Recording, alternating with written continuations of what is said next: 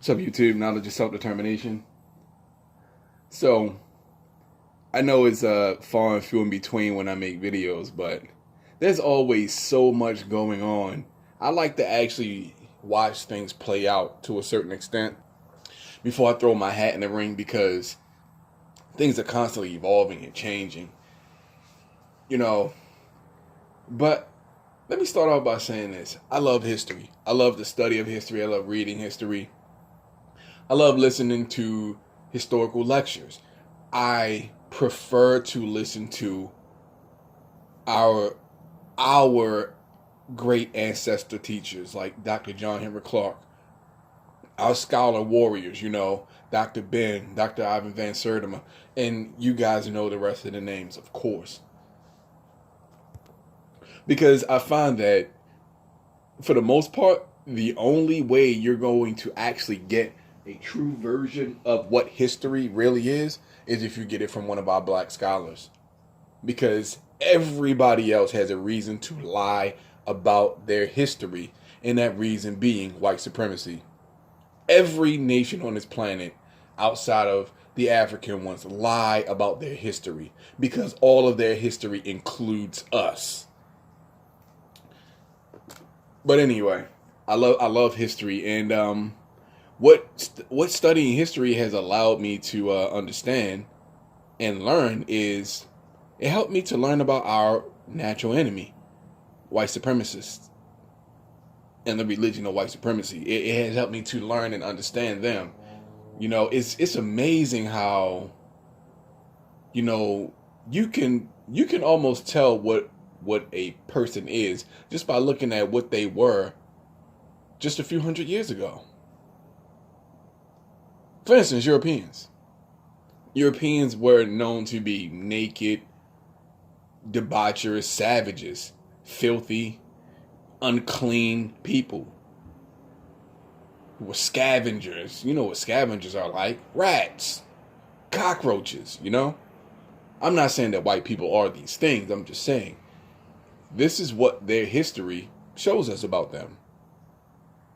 For instance, the Dark Ages and the Black Plague.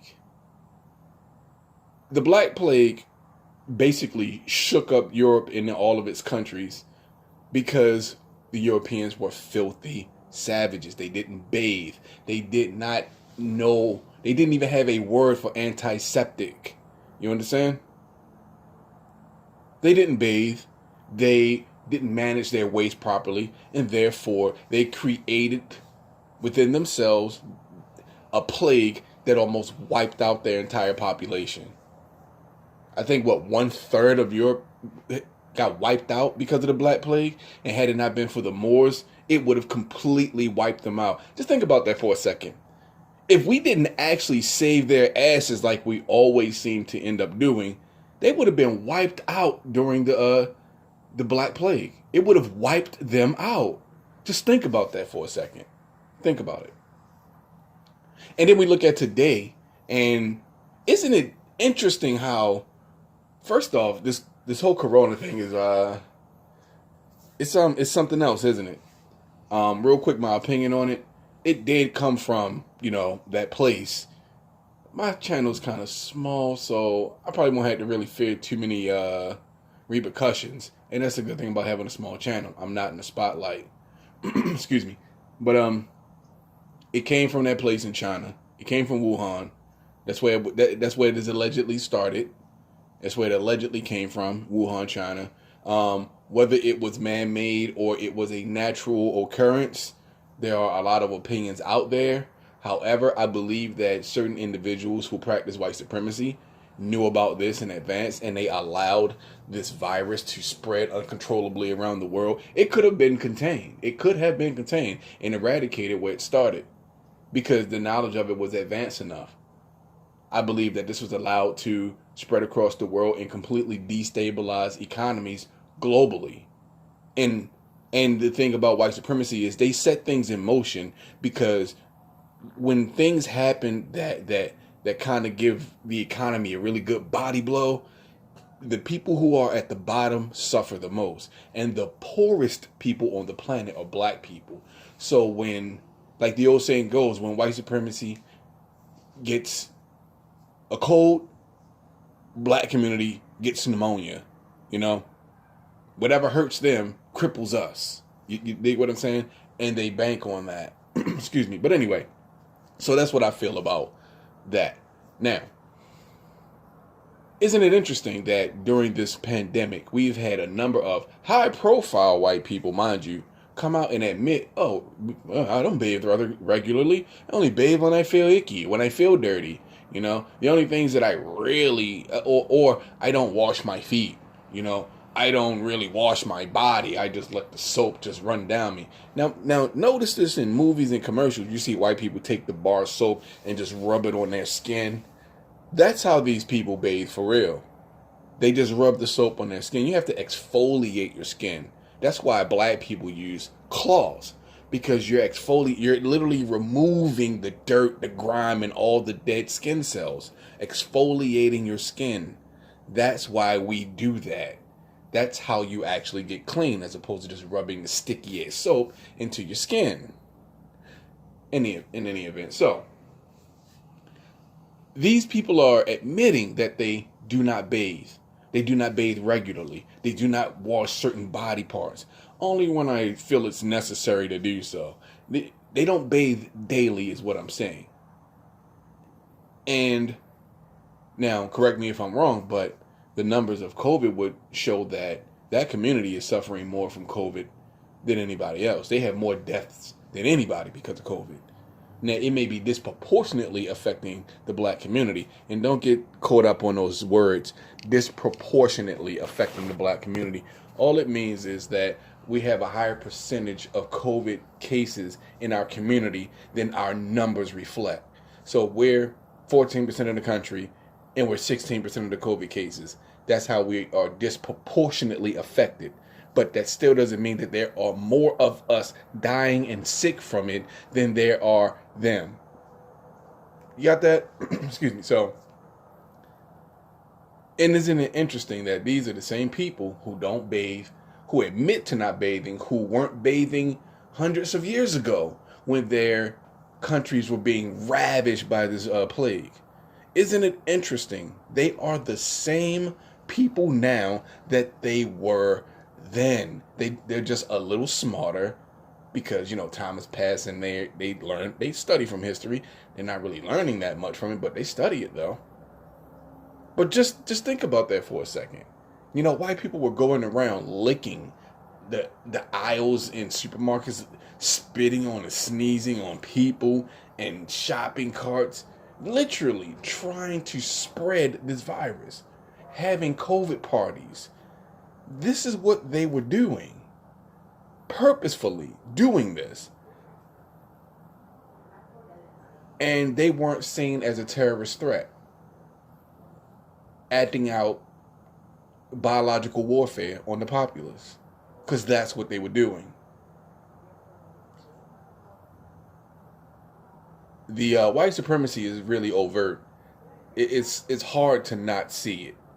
When you start questioning, why are people doing these kinds of things? White supremacy. White supremacy. So, yeah, it's been a very interesting couple of years, man. It's been a very interesting couple of years. But, yeah, man, and then we move beyond that. I mean, you got the R. Kelly situation. His life is in the fucking toilet. But he made his choices, you know. Bill Cosby, I mean, he made his choices, you know, chasing around white women, and it ended up biting him in the ass, you know, in the end. But he has received retribution, justice, because he is now out of prison. Now, irrespective of what people believe about Bill Cosby, in the black community is kind of, I wouldn't say torn down the middle, but not everybody, you know, believes that Bill Cosby is a bad person. Although, no, he did not necessarily say a lot of favorable things about black people. True, his money and his status allowed him to kind of forget what he was and where he's from. However, Bill Cosby also has said some real shit about black people also that wasn't disparaging. It was just the truth. Let's not forget about that part. Let's not forget about that. You know, Everybody can remember the fucked up shit you did when you're down. Nobody tries to lift you up when you're down, though.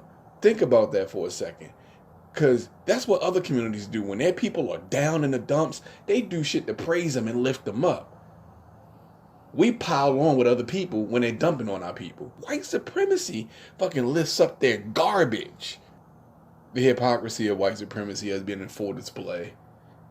It has been in full display. I mean, R. Kelly is being railroaded for shit he's done, but white men aren't being railroaded for shit that they have done. You know, I'm not cheering for R. Kelly being in prison. He's being caught up in shit that he did, and I'm not caping for him either. I am apathetic about the situation. Because if we're going to talk about R. Kelly, then let's talk about Weinberg. Let's talk about Donald Trump and his boy Epstein. Let's talk about what's the guy, the white guy who was having sex with the black male prostitutes in L.A. and they were just, and people were finding dead bodies. Ed Buck, that piece of garbage. If R. Kelly is in prison for what he's done, why the fuck aren't some of these individuals in prison for what they've done? That's all I'm saying. You know, like I said, I'm not cheering for, you know, R. Kelly being in prison, and I'm not caping for I'm not caping for him either. I'm in a place where, like, okay, cool, R. Kelly is going to trial for shit he's done, even though they are trumping up shit on him now, but that's neither here nor there. If he's being punished, everybody should get punished, is the point I'm trying to make. That's the point I'm trying to make. They're making it a point to punish R. Kelly, while, you know, white boys can rape 4, 5, 6 little chicks and not have to do a day in prison. He can spend his entire probation at home. And I mean, it's madness. I am literally through the fucking looking glass over here. We're literally through the looking glass here. But we see what white supremacy is and what it can do. It's undeniable at this point. It's undeniable. You know, we move beyond these things. I mean, there's so many things that's going on. There's a lot of stuff going on. We get over here to the all these different shootings, the Kyle Rittenhouse shooting, you know, the Derek Chauvin shooting and all this, or not shooting rather, but murder of George Floyd. He's in prison, rightfully so. We got Amber Geiger, who's in prison right now also for killing, I'm sorry, his name escapes me at the moment. My apologies. But the young brother who was eating ice cream, chilling in his crib. We have Ahmaud Arbery, who was gunned down, shot in the gut with a shotgun by these filthy white supremacists. They're all being charged. Now, we don't know how much prison time they're actually going to do, although based on the charges, we know how much prison time they should get. But we don't know how much they're actually going to do, so that's not necessarily a win just yet. Even if they go to prison, it's not necessarily a win, because we still have to contend with the rest of the white supremacist society. You know, we just had the kid in Michigan who just murdered, 4 people? He shot 11 people, I believe, and murdered 4 of them. This right after the Kyle Rittenhouse debacle, which, by the way, was a rigged white supremacist trial. The judge was caping for him and basically rigged the trial in his favor so that all the jury had to actually examine was the information that was left, and everything that was left was minus all the things that should have sent his little ass to prison, and a lot of other people, like the gun charge, for instance. Everybody involved with the gun should have gone to prison. Whoever drove, even though he admits he drove himself, probably not. Some people are saying that his mom drove him. Okay, if his mom drove him, his mom should go to prison, right? Because if they were black, they'd be investigating the mother and the father. Let's keep it 100. The kid who bought the gun, who was old enough to actually purchase the gun and have the gun legally, he should be going to prison. I haven't heard anything about his trial just yet. It's obvious what's going on. The white media, cape form also. Now, some people will say, "Oh, but the media was saying this, that, and the third." But the media was let me not do that. The media was saying, he it was self defense. Most white people are saying it was self defense, and they're going with the self defense rhetoric in the situation. Most white people are going with that. It was self defense. It was self defense. It was self defense. Was it self defense? Because you didn't really have to be there. Why were you there? Looking for trouble.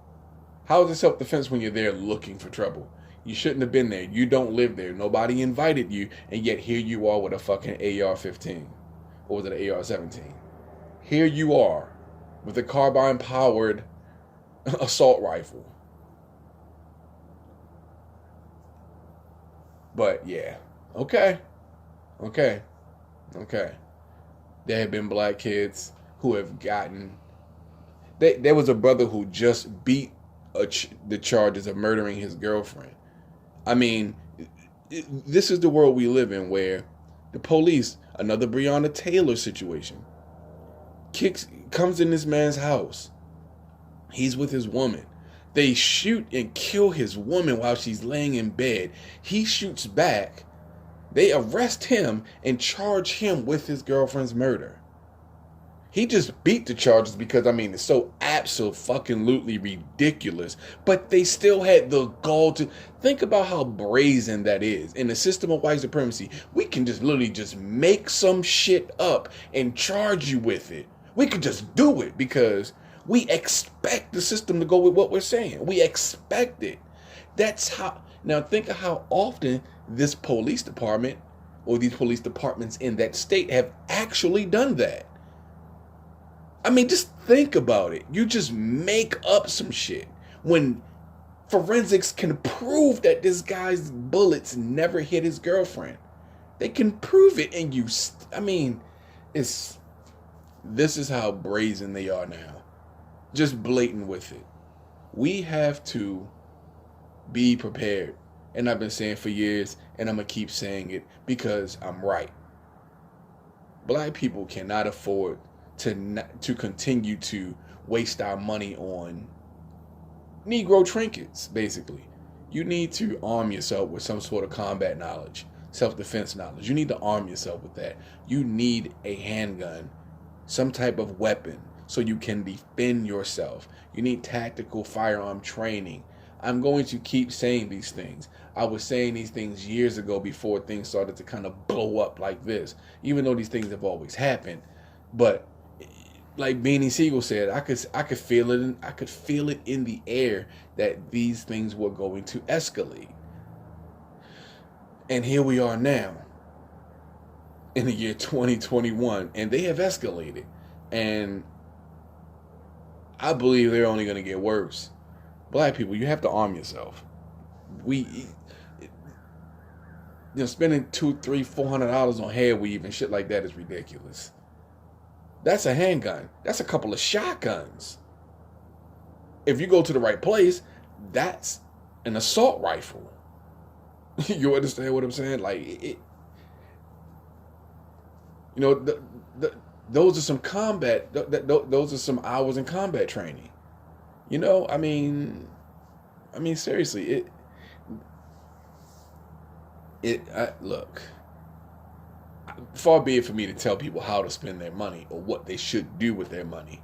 All I can do is advise, things that might benefit you. I can't tell you what to do with your money, but just remember, everybody, every black person, I would say every foundational black American in this country has and or will come in contact with white supremacy at some point in time in their life. It's impossible for you to avoid it. Now, if you're somebody who says you've never experienced it, you're fucking lying. You're lying. You're in denial about it. You experienced it, goddammit. You experienced it because there's no way in the world you live in America and the white person has not let you know what they really think. It may not happen all the time, but there's no way in the world it hasn't happened to you. ever. It and if it hasn't, trust me, it will. You have to be ready. You have to stay ready so you don't have to get ready. You know, some people think it's hard. It's hard to maintain that kind of vigilance and constantly discipline myself to eat properly and keep myself physically conditioned. It's hard. You know what's harder though? Being out of shape, getting your ass whipped and having to heal from some shit because you're out of shape. Your body heals differently when you're not properly prepared. When you're in shape and you're strong, you have strong muscles and bones, they heal back quicker and better. When you're out of shape and you get beat, it takes something out of you. Understand that. It's hard to be a doormat all your life. It's easy to whip somebody's ass when they come at you wrong. That's easy. And once, look, anyway, I don't want to ramble and I don't want to preach to people or nothing like that. But listen, you really, really, really should consider getting. I mean, and even if it's not a combat sport, I mean, get a heavy bag. Take some basic boxing classes so you can at least learn how to throw an effective punch. I mean, at least you do something. I mean, for fuck's sakes, it doesn't kill you. Think of all the time you waste doing absolutely nothing. Think of all the time you waste doing nothing, looking at stupid shit on the internet. And you know you're doing it because these things are getting millions of fucking views and likes. Tens of millions of views and likes. Hundreds of millions. So, anyway, moving forward. I mean, I've been saying it for years, but, I guess you live your life. Look, I take life seriously and I take white supremacy seriously. So I do serious things to keep myself constantly vigilant. I guess when you don't take these things seriously, you goof off and you play around. But, be that as it may. Now, okay, so now about white people. See, this is something that I understand about white people. All white people aren't white supremacists, but no white person is going to stand up and speak out against white supremacy because they know the penalty. Even if they don't ever say it, they know. That's why they don't. Now, you may have some religious folks who may, try to understand and talk about it with you. But again, these aren't people who are out in the streets fighting against it. Think about it. There are no white people out here standing next to black people. No white organizations, no white people with any influence who are standing up saying, yes, black people should get reparations. There are none. There are none. Zero.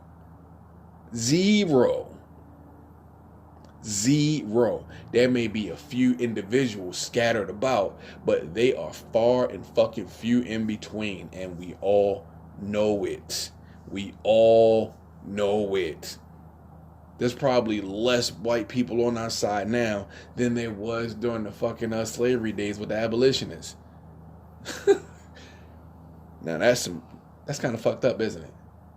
But it just may be the case because white supremacy is rising. White supremacist organizations are popping up out of nowhere. White supremacist terrorist attacks on American soil is escalating. So there may be less good ones out there than there used to be. And that's really saying something because there never was that many of them in the fucking first place. But I don't have a lot of white friends, but some of the white people that I do associate with, are business owners, and I get a chance to go up to their businesses and have conversations with a lot of their clientele, their customer base, and even white people that I know personally. It's interesting, but not unexpected. They all pretty much think the same way. See, the white supremacist mindset has been so ingrained into their culture, into the fabric of their being, that they're nose blind to it. You know how you can be nose blind to certain smells, like you smelled it so much or you've been around it so much that you don't even notice the smell anymore. You don't even really hardly notice it. Nose blind, right? They are so they are. It's interesting because no matter how good they think their intentions are, they think that their white supremacist way of thinking is always correct, and even when they get caught up in their cognitive dissonance, they still argue against reality. It's. I mean, I've never seen a group of people so contradictory in my life. You know what I'm saying? I've never seen it. But when you really get down to it and you can navigate through their bullshit, they let you know what they really think. And white people, first off, don't believe that black people should be equal to them. That's the main thing. They won't come right out and say it, but if you say that black people shouldn't get reparations because you look at people like Oprah as black reparations for black people, that's imbecilic. Because if that was the case, then why the fuck is America giving all this money to all these other nations, cultures, individual people have access to these funds? The Afghani immigrants that have been brought into the country. These people are getting individual benefits, individual checks. Right? Didn't Joe Biden just say something about giving hundreds of thousands of dollars to immigrants from south of the border whose families were broken up? Right? So it's interesting to me because I like this. I like to see them shuffle around and try to tuck the white supremacy under their belt. They really try to hide it from you. They really try to hide it from you, because when they're talking to you, it's like they don't really hear how racist they are until their thoughts are reflecting back in their head when they're like, I probably shouldn't say that to this guy. Damn, that really does. Like, they're in their head and they're really realizing now, damn, this shit really does sound racist. I'm actually stopping myself from saying what I really think to this black guy I'm talking to. Like, you can almost see the mental gymnastics going on in their head. See their skull bulging in different places because they're trying so hard not to say the wrong thing. But it always comes out. Now, depending on the nature of the conversation, the conversation may not necessarily even go in that way. But like talking about the Aunt Jemima logo for the pancake mix, that's a good one because you see the white supremacy come right out of their asses. Oh, I don't. Why do they have to change it? Because it's a symbol of one of the lowest points of the lowest point in our history. It represents a caricature of a black servant to white people, and we don't appreciate it because that's not who or what we are. We were broken and beaten and forced into that position, and we find it offensive. Well, I mean, I don't find it offensive, but nobody cares what you think. Nobody cares what you think because it's not your people, your culture being represented. So it's not about you. And yes, I do have these types of conversations with white people. And yes, I do keep it very candid with them. You have to. You have to. First off, it's who I am. Secondly, but when you're dealing with white supremacy, you have to stand firm. You got to be 10 toes in. You have to be 10 toes down. You have to be. Understand that you have to be that way. You don't have to be arrogant. You don't have to be obnoxious. You don't have to be belligerent or disrespectful or profane. You don't have to be any of those things. But you do have to be firm. You have to know your shit and stick to your guns and not be afraid to say whatever you need to say that's going to challenge what they think. Because understand, B1 philosophy and B1 principles and the B1 code of conduct for black people, their very nature is challenging to white supremacy. The very nature of it is challenging to them. You got to be firm. Understand that. These types of things, when you are knowledgeable and you're firm, make you less of a soft target. Just understand that. Be aware. They are hunting soft targets, as you can see. be vigilant. And if I dare say, I mean, seriously, don't find yourself alone, surrounded by a bunch of white people. Understand that. I mean, seriously, if this offends any white people who may be subscribed to me, then that's probably because you're who I'm talking about. Because if you're not that type of person, it shouldn't offend you one way or the other. Just like my comment about buying the bundles of hair weave. The only black women who would get offended by that are the black women who prefer to wear someone else's hair as opposed to their own natural hair. You see how that works? You know, you're only offended by my statements if it actually applies to you and you're in denial about it, or you want other people to not know this about you. So just keep that in mind. And if you are truly a friend of black people, not only would you want them to defend themselves, you would actually be standing next to them or even in front of them ready to defend them yourself. If you're truly a friend of black people, keep that in mind also. But this video is already going to be over a half an hour long. But I just figured I'd just run down these different topics and give my opinion on them. But yeah, man, black people, stay vigilant, stay on point, and please, please, please, stay ready so you don't have to get ready.